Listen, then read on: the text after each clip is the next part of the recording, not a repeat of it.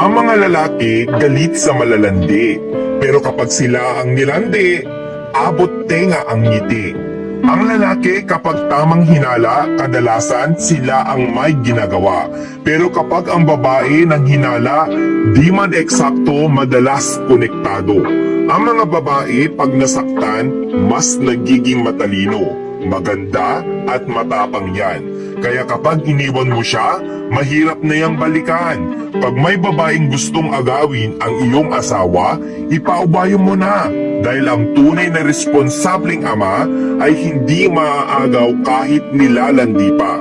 Kaya tatanungin kita, kung ibabalik ka sa buhay single at kung mag-aasawa kang muli, asawa mo pa rin ba ang pipiliin mo?